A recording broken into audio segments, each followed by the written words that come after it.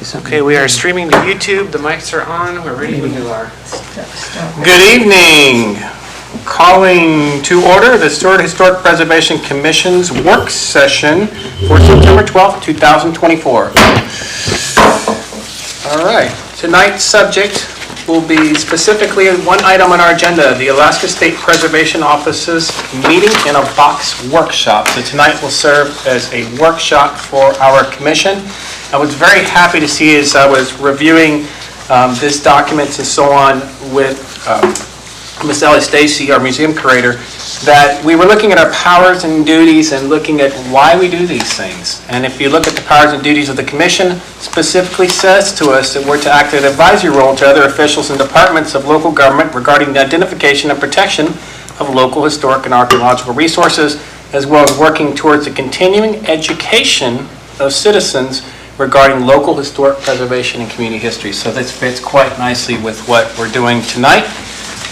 Ms. Stacy and I did spend some time together going through this, and she has gracefully agreed to be our facilitator tonight for this session. You should have participant worksheets in front of you that you may have had a chance to take a look at, so I will put it in your hands from here. Looking forward to a good, productive work session. Thank you.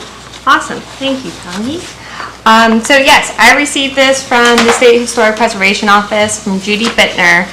And pretty much what we will be doing tonight is 3 exercises, and our input is going to go back to the office. So all of your answers, I will scan them, keep them with HPC's archive and records, but also we will be sending our feedback up to Anchorage.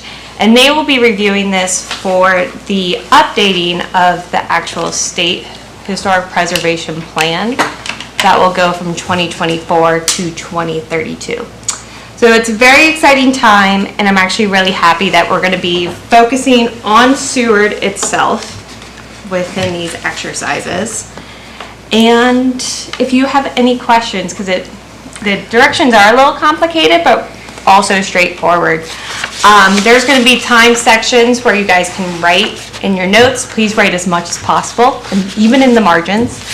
And then there will also be time set aside where we can discuss as a main group. And there will be a section where I will assign you into smaller groups, but no worries, it's not like we're moving around, but it's just gonna be... There is a process. There is a process, and it'll be convenient if, Chris, you could mute the mics when everybody's in the smaller groups, and then when we discuss together as a group as a whole, we can turn the mics back on.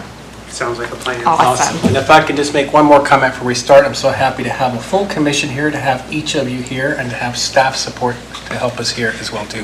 Very grateful for everybody being part of this today, but thank you everyone for being here. It feels great to have a full commission sitting right here. Thank you. Awesome. So let's get started. If we can go to our participant worksheet and open it up on page 2, we have a warm-up question. And I've taken the liberty to select the question that I think fits best for Seward, and that is question number 2. What value does historic preservation have within your community now or in the future? I will give you all 10 minutes to write. You will hear my annoying alarm on my cell phone, and then we will discuss together as a group for 10 minutes. So, everybody get on your thinking hats. And then we can begin now.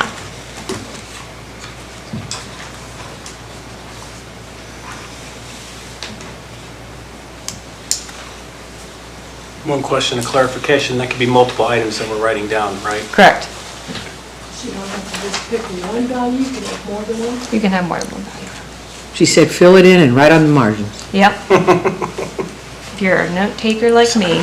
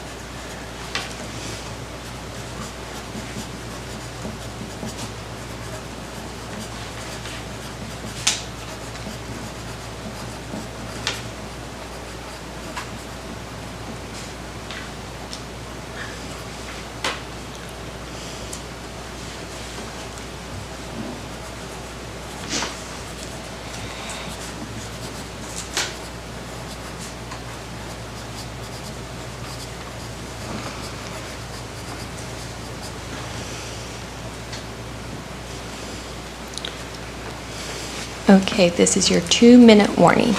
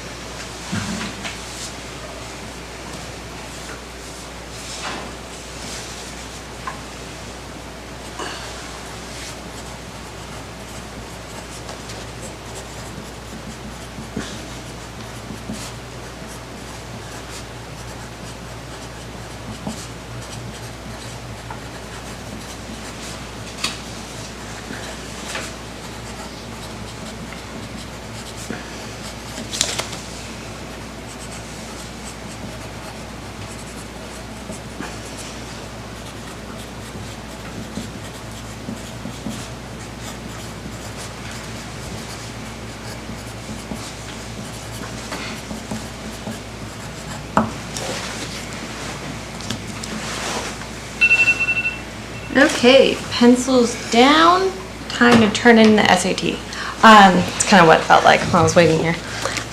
Wonderful, so everybody has those values at the forefront of their mind right now. I have a lot of time at the very end if we would like to discuss those of what you've written down at the very beginning. As for the warm-up question, there is time. But right now, we are going to move on to the next page. And if everybody can turn to 2A, engagement exercise number 1.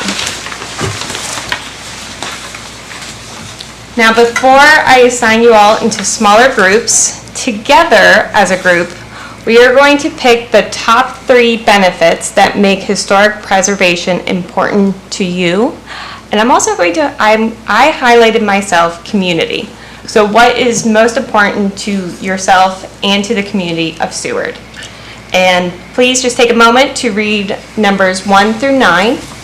And I am going to go into teacher mode, and you can please raise your hand, and just so nobody's talking over each other.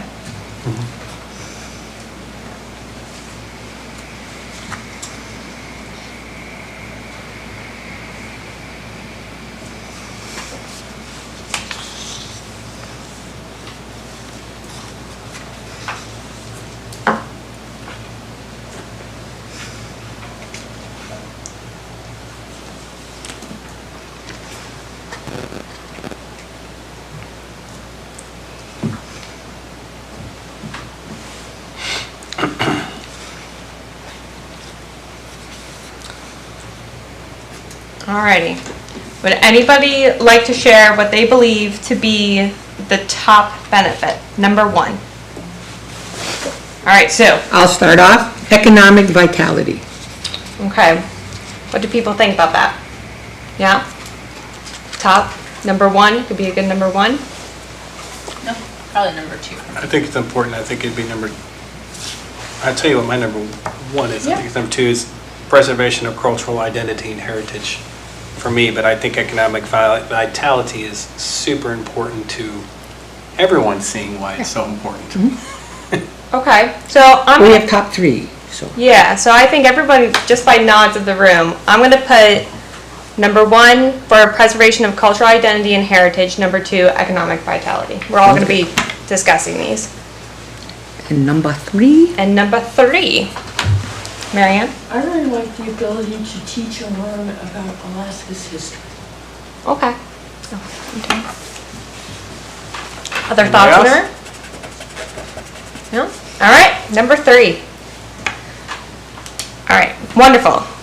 Now, I'm going to assign you all to smaller groups. So if I could have Art, Marianne, and Tongi in one group, you will be discussing the preservation of cultural identity and heritage. Group number 2, Sue, Donna, and Laura, if you can talk about the economic benefits. And then Chris and Ashley, if you could discuss the ability to teach, learn about Alaska's history. All right, I will give you all 10 minutes to write down your Slide right thoughts and to discuss. And then Chris, if you can get to the mic so we're not overhearing. And then once that goes off, we will take 10 minutes to discuss as a main group.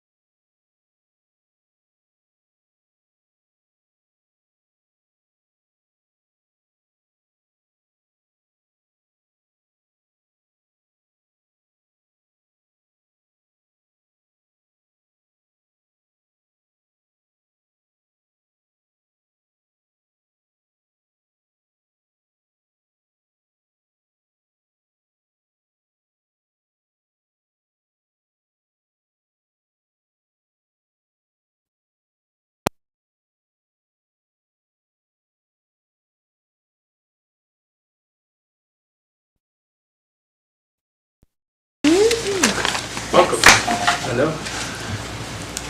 Alrighty. So now we have, you all discussed the top 3 benefits that make historic preservation important to you and the community. What we are going to do is take 10 minutes and we'll go group by group. Each group will have about 3 or 4 minutes. Or yeah, 2 to 3 minutes, I guess. Math, that's a thing. And then to answer what you have all discussed and also to answer how would this reason help promote historic preservation in Alaska. So if we could have group 1 start us off. You have all the notes. I do have all the notes. So our group discussed number 7, which was the preservation of cultural identity and heritage. We talked about the timeline of history, preserving the story, what makes our town unique, keeping the stories of all peoples that played a part in our history from then to now.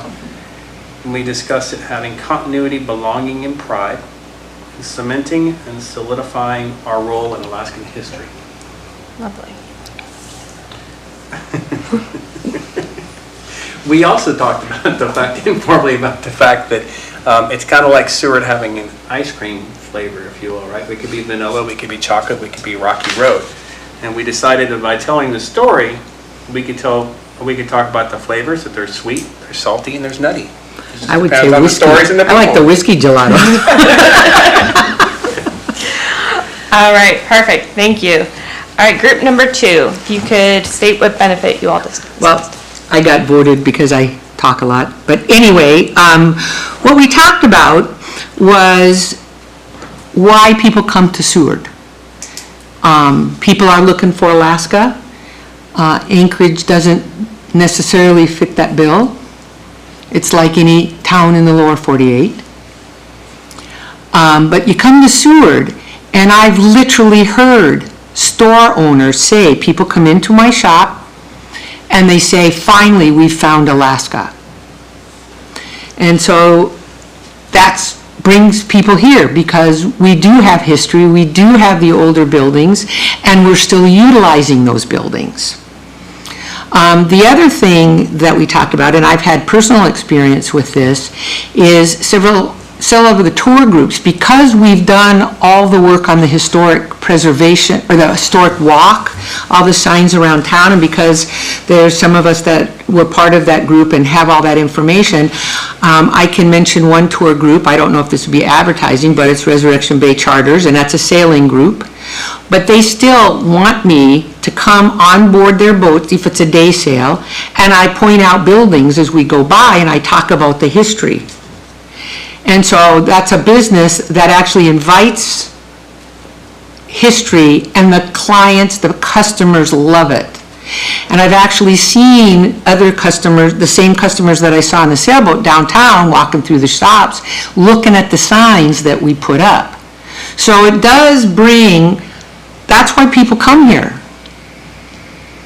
The other thing that with the historic walking signs, I think we focused on not just the buildings, but the people. Because that's where it's pretty cool. Because some of the stories that we have, I mean, the buildings themselves are really exciting, and there's some of them are, that architecture is one of a kind, or there's not very many of them left, but it's the stories of the people that were here that people love to hear those stories, like Mr. William Sauer and his plate glass window. So that's what we talked about. We think that's the reason a lot of people come here, and they come back. The other thing is I volunteer for the Resurrection Bay Historic Society on Sundays. And I've had thank you notes. I had one set came this summer on a day I wasn't there. That's the one that was delivered to you. The reason these people came to the museum looking for me, because I'd been there the year before and given them a lot of information. And they didn't know who I was, but the note got to me, thank you very much, and I have written back to them. I think they'll be back. So they'll be back a third time because of the history. So that's what we talked about. Wonderful. Anything I missed, folks? Alrighty, and last but certainly not least, group number 3. All right. Thank you, Allison.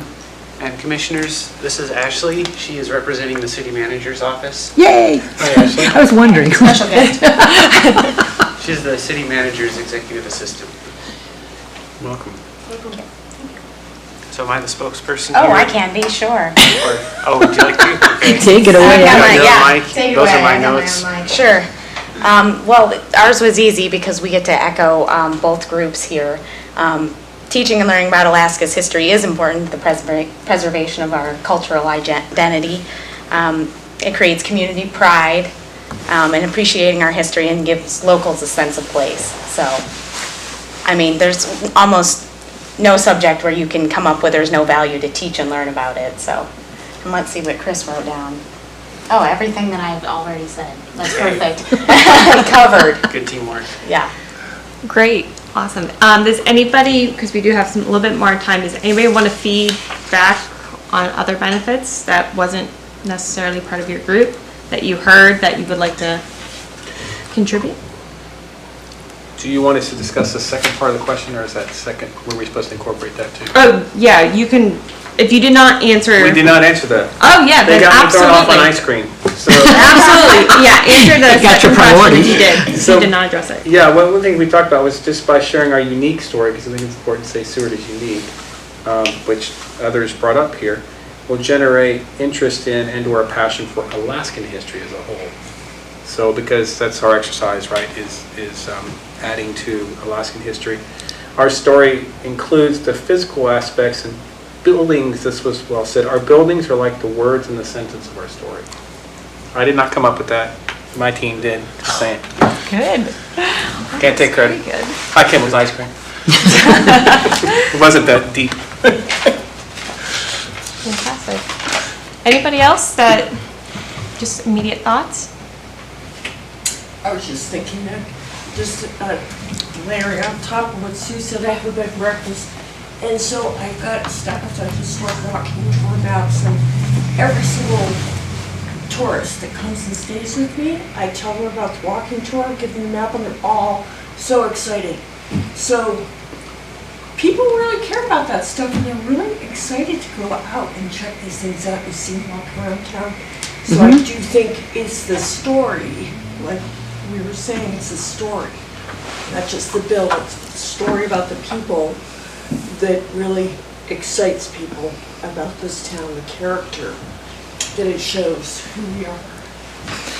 Amazing. Alrighty.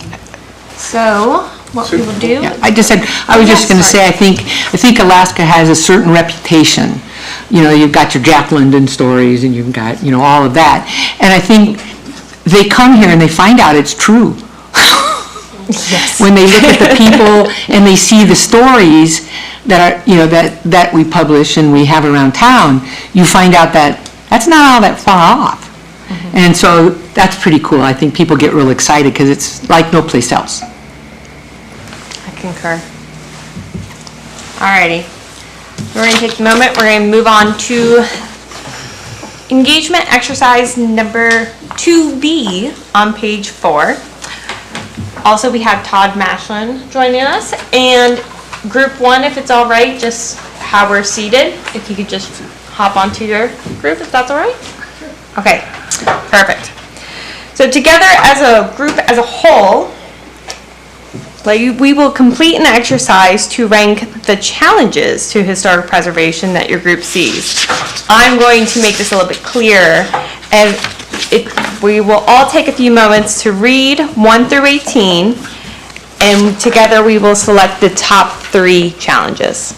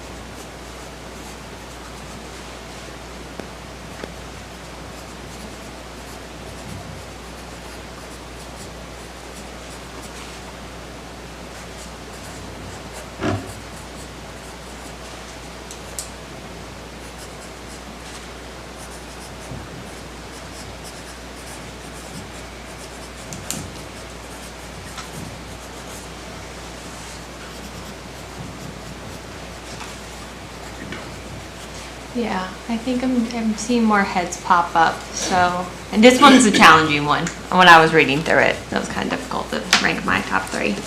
But, together, let's decide number 1. What do you all think is the number 1 challenge? I think that there's a lack of understanding of existing and potential resources, but I'd like to hear it from my fellow commissioners. I think that is one of mine. I also picked the housing needs, including affordability, as a challenge.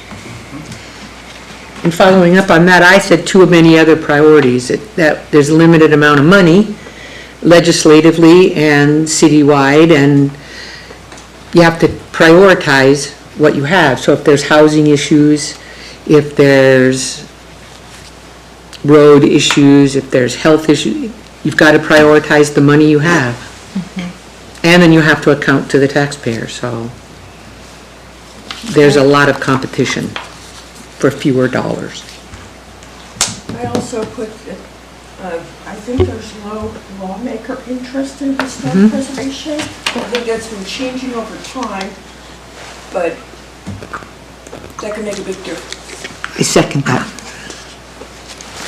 Okay. I think number 4 has because we have a tourist economy, so we have a short-term seasonal mindset.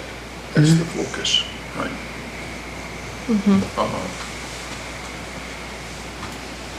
Alrighty.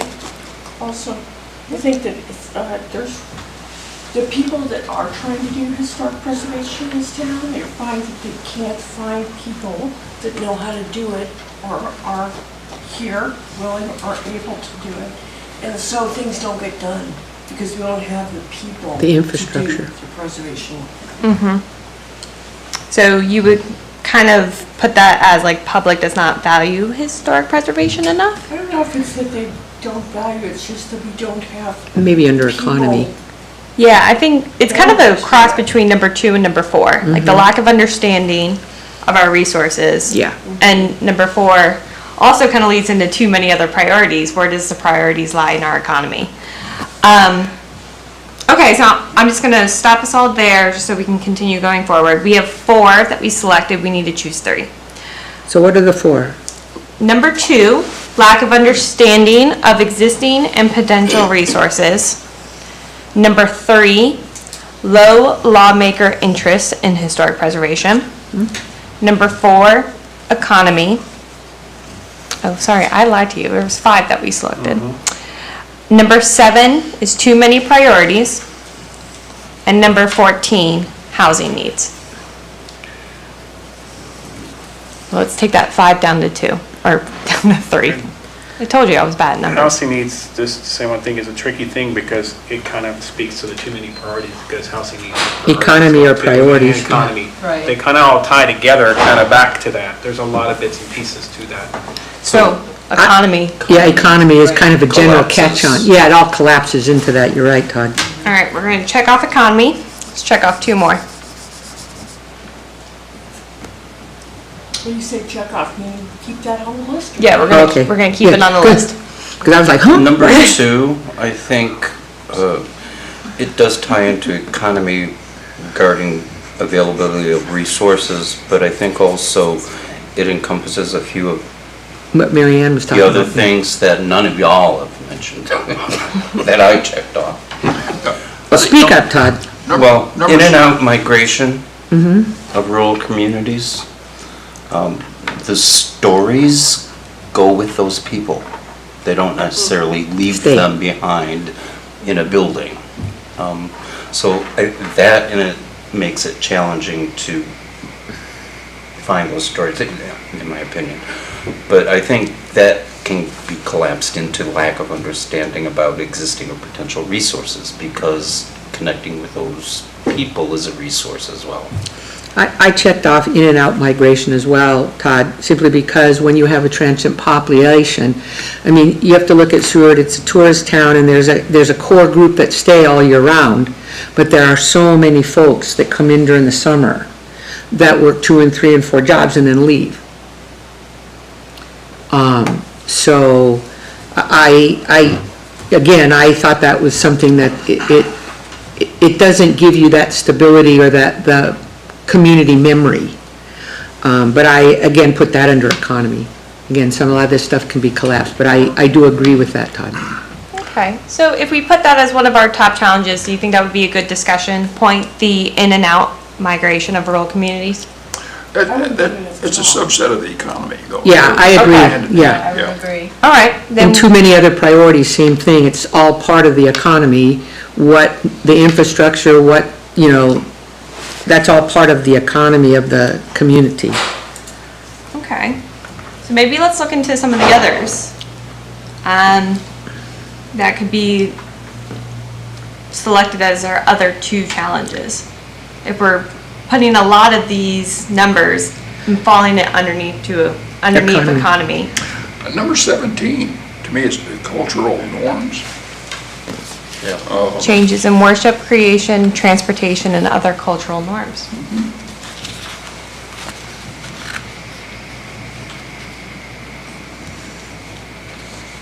Could collapse the internet communities into that as well. Yeah, I think reading over these, There's a lot of it seems like there's a Yeah, lot there's of a lot of overlap, we just want to pick our top 3. So first, we've come down to economy, right? We got the Okay, we're there, now we've got Resources. 2 more. resources, Lack of understanding of existing and potential resources, I think that's, a good broad one that kind of Right. encompasses several. several other ones. It matches up against our conversations we've had as a Preservation Commission, because some people don't preserve because they're afraid of what that means, so they're building, if they make a change, then they won't be able to do Or if anything, and they'll be somebody's going to hamstrung control by it. me. I'm gonna take an executive decision, we check that one off. Yeah, that's, yeah. Okay, so I have number 2 and number 4. And I think that what we just said also falls into or relates to that low lawmaker interest in historic preservation, because if there is a lack of understanding And and a feeling of too much regulation, et cetera, then that benefits them too. plus the lawmakers are the ones that have to make those hard decisions, whether you have housing or, new streets, or, they have to decide where the money goes, so they may not be as interested because their responsibilities are so broad. And that speaks into priorities, because if there's low interest, it's because they have other priorities. And Right. lawmakers can be anything from a board, it could be a city council, a state, a federal government. It encompasses a lot of A lot of entities. stuff. So we have Anything? 2 and 4 and? Shall we put number 7? I say number 3 and number 7 are, Are the 2 that Are the we're 2. talking about? Too many If we want- priorities kind of speaks That's- to all of it, I think. speaks all of it, yeah. What do you think? Mhm. What do you guys think? That's pretty general. For you, Joan? Democracy here. I say number 7, Okay. yeah, So what because then we can get very clever with it. We've got And you can- number it's- 2, number 4, So I have number- number 7. Yes, 2, 4, and 7. All right. Now, group number 1. drum roll, you shall be discussing the economy. You will be discussing number 4. Group number 2, you will be discussing the lack of understanding and existing potential resources. And number 3, you will be discussing the too many other priorities. I will give you all 10 minutes. Chris, if we could mute the mics.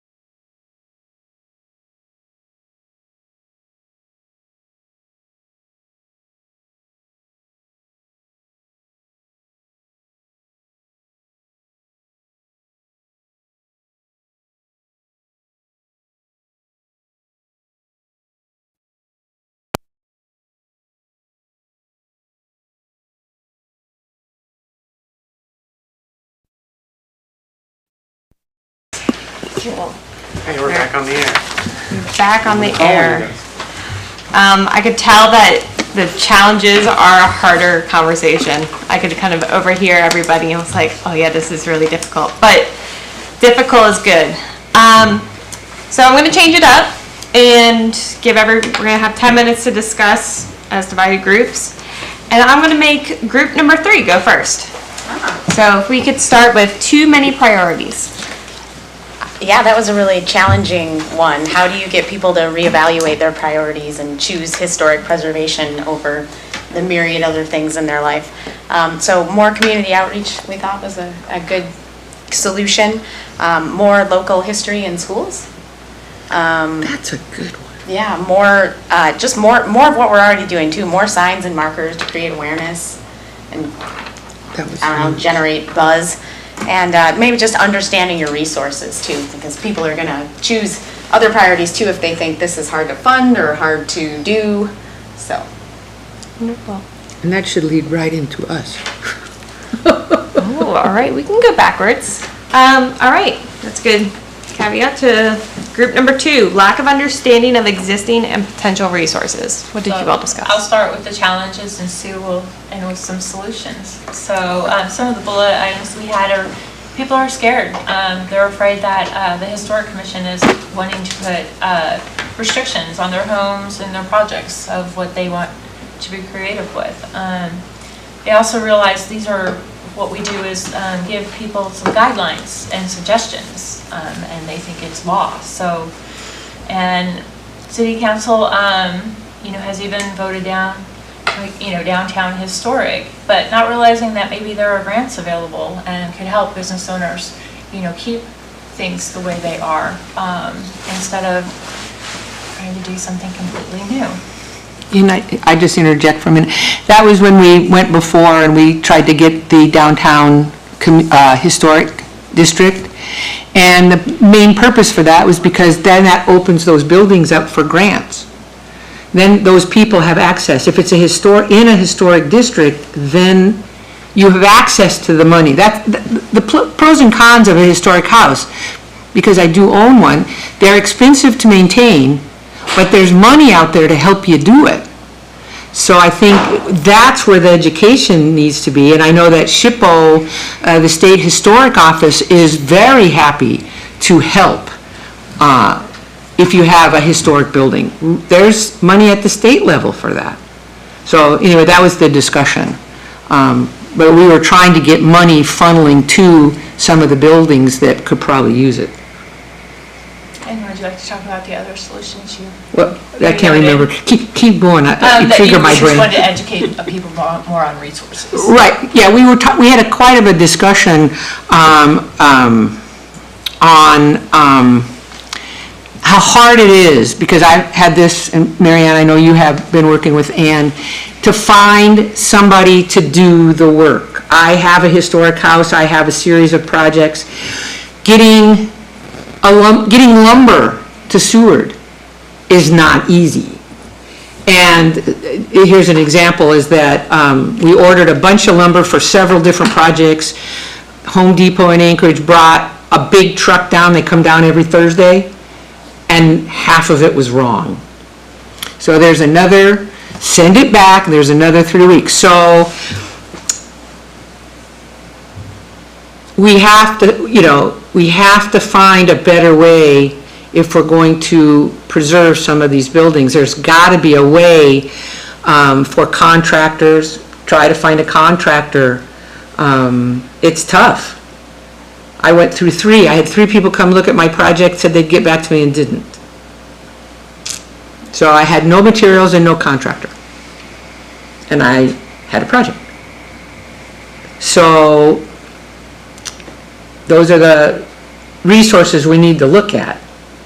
I'm going to be working with my contractor to see if we could have a once a week, I'll make a run to Anchorage. And I'll get for everybody else if my truck will hold. But you've got to kind of be creative because the resources are not here. We lost our lumber yard, and small projects just don't get done. Alrighty. Very powerful ending. I like Well, that too. you know. That's good. I have a historic house, I have lots of projects. All right, last but certainly not least, group number 1. You had the discussion challenge of economy. We did, now I'm going to call on my colleagues here some, but I'll give the overall as I took some notes. So we have the challenge of having an economy that has many parts. We have both a seasonal economy for those 5 months or so in the Seward, which kind of begins and ends with something new each year. We also have a permanent year-round economy of folks here year-round, and then we have some recurrent part-time community.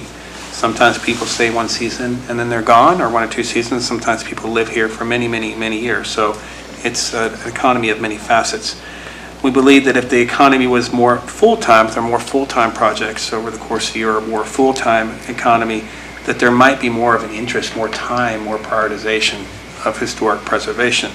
Again, speaking to the farm, because so many priorities of some folks just trying to make the best of whatever they can, whether they're part-time or full-time. We thought it was important also to explain the economic benefits of historic preservation, really to the overall benefits to the town. Seward is unique, it has a unique story. It could be a driver not just for visitors, but also for permanent residents, to attract permanent residents here who will come here and live and play, and spend money and invest and put their kids in school systems and everything on a year-round basis. That creates a vibrant community with its identity as well too. So the economy, with a stable economy of year-round work, would also help then also with the historic preservation as well, but it's a multi-part economy. And I do agree to what you guys were saying over here about it's really important to explain that there are economic benefits to the historic preservation. There are grants and things that are available. A lot of folks don't even know that they could get those. Even defining what historic means, it doesn't mean it has to be 100 years old. It could just have economic significance to the town, and you could not know that perhaps there's money out there, there's grants out there, there's assistance out there for various structures as well too. So I'd love to see, what did I miss? What did I miss, guys? Well, one thing I had noted was that, as part of the economy and trying to have more of a year-round economy, but even with the current economy is housing, and historic buildings can provide housing for people, especially if people are aware of the economic incentives to inspire them to fix what they have to provide that housing rather than starting with something new. And especially, if you've got a historic building that can create something unique that will attract tourists and attract business, and also be an attractive place for local residents to stay. Families in particular. Anyone else? Todd, Art? We live in a town, small town with a seasonal economy. That's just a fact. And rather than, I guess, focus on the issues of that, look at the opportunities. And I think the idea I would research would be, how can we better, what's the opportunities do we have? How can we better appeal to the tourist using our historic properties?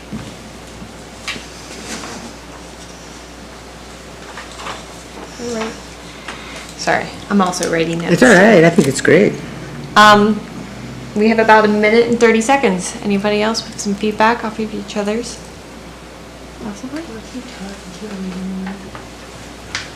Alrighty, then we'll move on to the very last exercise, number 3. And it will be 5 minutes to 3 to 5 minutes. To answer, what resources does your group or community need to help strengthen local preservation efforts? Kind of your conclusion and reflection on everything that we have discussed tonight.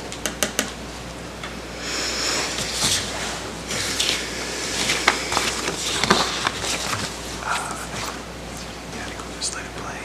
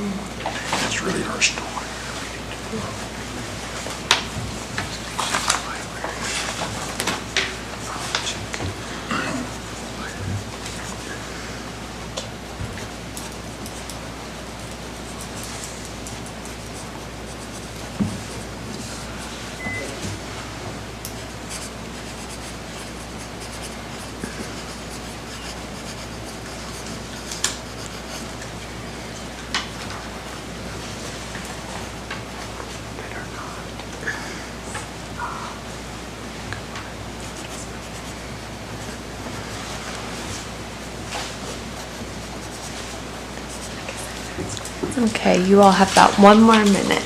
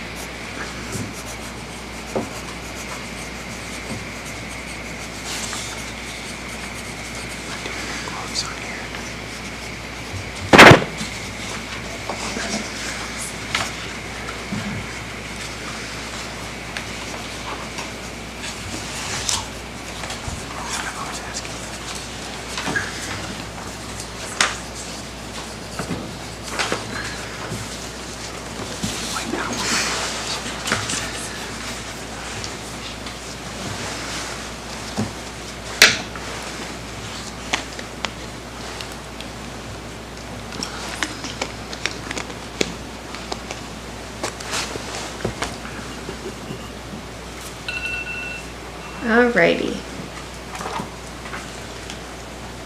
So we are allotted 5 minutes for a discussion.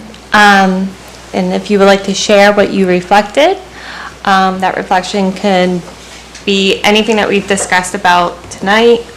I'm also going to pose my personal question of, does your reflection match the values that you wrote at the very beginning of this exercise? Have your values changed at all, or have they evolved? Yeah, we have 5 minutes to discuss. I'll start. I just said education, education, education. And then under that, I listed benefits of historic preservation, that the funding that's available for historic preservation, and then we have to publicize. And then the last comment I would like to make is, I think, since I've been on the Historic Preservation Commission for the last 3 years, I think we have been very successful in raising community awareness. I think this commission in particular, over time, has really done a good job. Part of that is the walking tour, but the fact of the matter is we have come out on issues. We've, gone after funding. So I would like to say that I think this commission has really kind of followed through with at least my vision of education, education, education. Great. Mary Ann? I had education also on my list, but I also had, we need more lumber and materials, we need more money in grants, we need more skilled contractors to actually, that can do the work on historic buildings. We could use a little more cooperation and collaboration on bringing together the old and the new in terms of buildings and our codes and all that kind of stuff, because it can be confusing, and we need to try to work together to make it as easy as possible. Also, we can all use a little more time to be able to work on these things, but that comes as a result of better economy, which we just discussed. Wonderful. Anybody else like to share? No pressure if you don't want to. I didn't use the word education. The word I used is, what I wrote here was a change in attitude of local business and property owners to look for opportunity to better use Seward's story to promote tourism. And I think the HP properties are something that can be used because as a story, as a starting point to talk about the people. I do that all the time. And that's what's fun. And resources might be business consultants to develop a plan. Wonderful. Okay, if there is nothing else, that concludes the workshop. I think during the recess between now and, what's the thing called, agenda, our actual meeting, like I said earlier, I will scan all these participant worksheets for us to have an archive before I send it off to Anchorage. Judy Bittner, who is our state SHPO, she was very happy to hear that we were doing this, so, along with Maria Lewis, so I think I'm gonna get this in. They're real supportive. Yeah, very supportive, especially of Seward. So I'm gonna scan them, put them in the mail tomorrow, and they probably within the new year, we will get that new booklet of the updated preservation plan. Yeah, any other questions? If not, I will. Comments by anybody else? No? I was just thinking out loud here, we spent a bunch of time on these values, and to me, I just thought the values that we put together would be kind of a nice thing to share some of those things, like on Facebook, on our Facebook page about why historic preservation is important. So I'm just thinking out loud, if anyone wanted to take a picture of what they wrote, give it to me, maybe I can like take those out and start coming up with some posts that kind of share that. Because once you start talking about that, it might make people out there in the community think, oh, you know, I never thought about that, but that really is important to me as well. I think a good solution for that would be, instead of just having our personal thoughts just out there on social media, which might be a little dangerous, there are some tools where you can kind of, Word cloud? yes, thank you, and get these keywords that were shared today. Yeah. And I didn't mean like word for word, what you said, but just the ideas and getting those out there. Just as a process, we have to do priorities. We're required to do priorities to the city council. So I would think that these should be reflected in our priorities. That would be it's in the process, it's in process, and that's our official document to city council. So if we've got some things that we've come up with during this work session, and I think that'd be the place to put it. Great. Because we would then be actioning our priorities, actioning what we think is important. That may be a possible way. And then we publish that on Facebook. We publish that. Well said. My only question would be, we said we might allow a little time at the end to look over some of the warm-up stuff, since I saw a lot of writing going on. I did too, We do have a yeah. few minutes. We do. We don't have to necessarily rush it. If anyone wanted to share something from their warm-up, because I saw a lot of writing happening, And so. that's actually what I was talking about, was what we wrote in the warm-up. I'll call, no pressure to say anything one way or another, but if I call on each one of you and to say maybe, we have 8 minutes, so 1 minute or less of just a summary of maybe what you thought about during the warm-up or doing any of it. Commissioner Maslin? Todd, you can begin. Oh, Oh, yeah, you weren't here for the warm-up. Yeah. But if you have a away. lightning round, a value that you see in historic preservation of Seward. well, I believe in and of itself it has historic value or has economic value as we presented out from our group. But there is more to the economic potential of historic preservation. There is, and education is fine in and of itself, but somehow that has to fold back in to the community. You can't put pride into a person. They have to develop it. And we have, I think we have different ways that we could develop our historic aspects that can bring out the pride from the community. And that then feeds back into a desire to help enhance, promote, continue it. Thank you for that. Commissioner Master? I think this is an excellent exercise, it made me think. But what I would think would be the next step is it would take effort, but we would write up these comments. Then we would filter them and we'd condense, edit, and come up with something that we could all say, yeah, that's exactly right. Thank you. Wonderful. Commissioner Benoit? Yeah, I thought this was a great exercise because actually I thought about this before we came in. But as I was sitting here writing, I came up with more things that I'd never thought about before. So some of the things I had is it provides our town a character that draws people to visit and live here. I'm one of those people when I first saw it.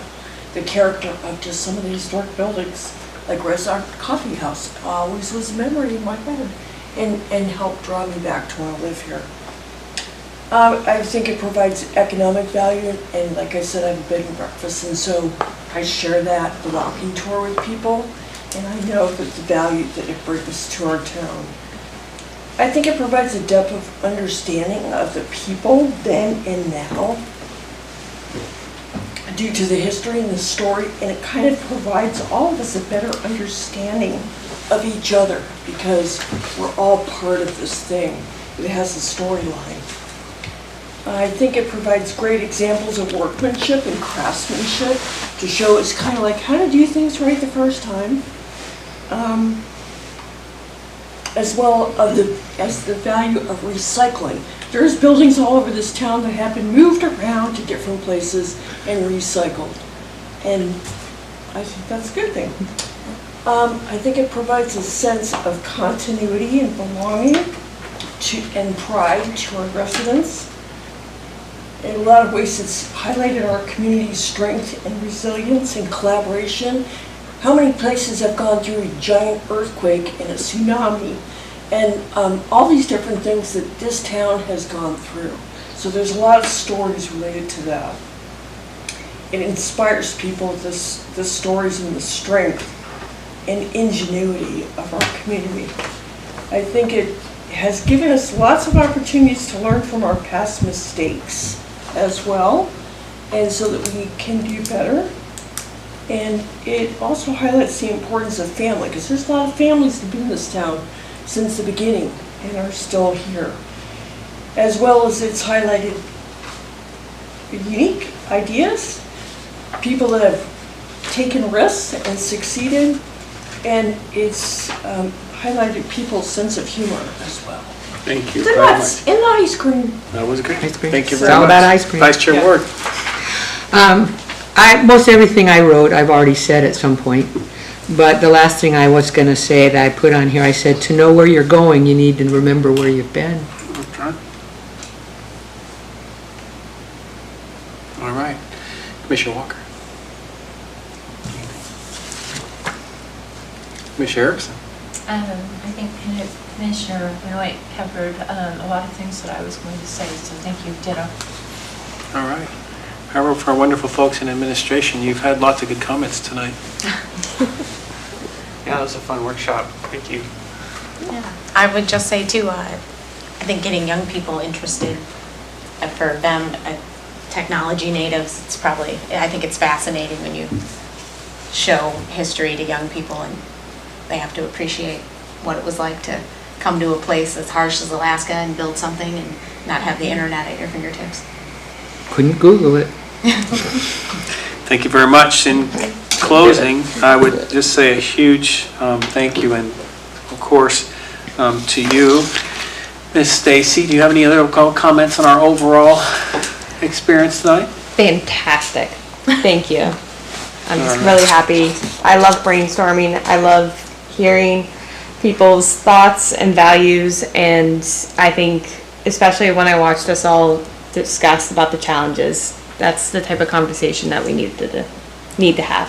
So it's perfect. So thank you. Thank you for your preparation and cooperation. I appreciate it. Thank you to SHPO as well, and also to administration, and then all of my fellow commissioners for everything you had to say tonight. I would say a very short statement, and just saying I think historic preservation is curating moments in time, people, and artifacts of great value and that preserving the structures, the stories, and traditions of Seward has a statewide impact. So thank you very much. Done. I think that's it. Shall I call the meeting? Yep. Okay, I'm going to turn off the mics and then we're going to reset for the regular meeting. All right, thank you. So I'm calling this meeting to a close.